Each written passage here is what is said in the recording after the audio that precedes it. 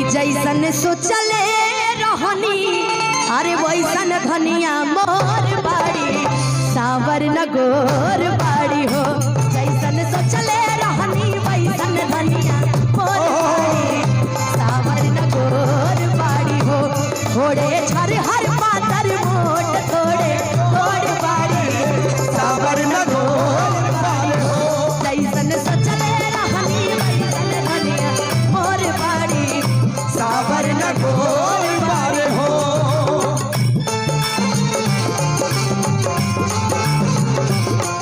ओ निराले भैया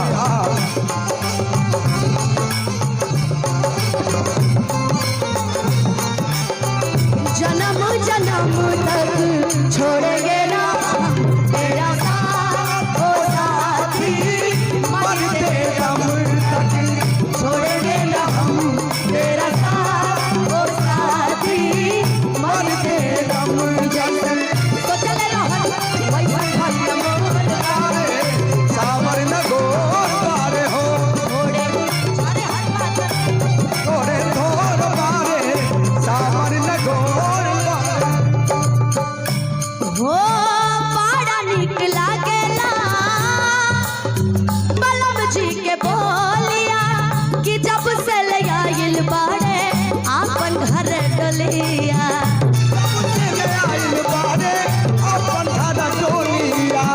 बड़ा निक लागेला अगर हम तो ये मनाई कि हमको भी अगर दूल्हा मिले तो इतना सुंदर और अच्छा मिले कि बीवी को खुद बोलता है कि नहीं रुको ना, आज एक दिन तो एंजॉयमेंट करता है भाभी जी, इसको खुल के जी लीजिए, जिंदगी का कोई भरोसा नहीं हो। बड़ा निक लागेला बलम जी के बोलिया जब से ले आइल बड़े आपन घर डोलिया। जब से ले बड़ा निक लागेला बलम जी के बोलिया जब से ले आइल बाड़े आपन घर डोलिया। जब से ले आइल बाड़े अपन घर डोलिया। ओ कि बन के हमारा जिंदगी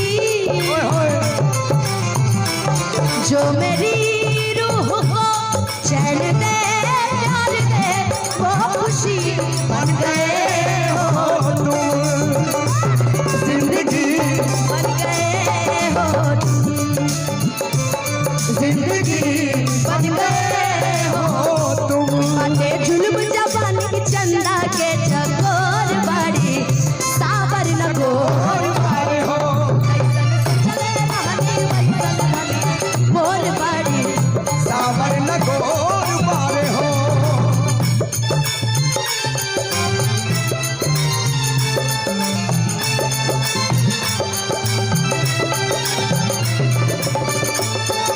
बड़ी फुर्सत से तोहरा के बनौले बाड़े भगवान। बड़ी फुर्सत से तोहरा के बनौले बाड़े।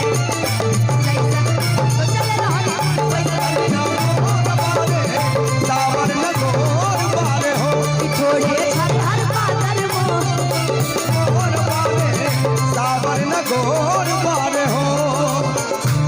हो। साज के से जरिया पे यहाँ बैठाइए यहाँ बैठाइए यहाँ बैठिए बैठिए आइए। हाँ बैठिए, थोड़ा सा जगह बना दीजिए, जगह बना दीजिए और आप लोग बैठ जाइए। आप रुक जाइए, एक मिनट धीरज भैया रुक जाइए। अब- पहले सारे लोग बैठ जाइए। इसके बाद डांस वाला गाना भी करेंगे।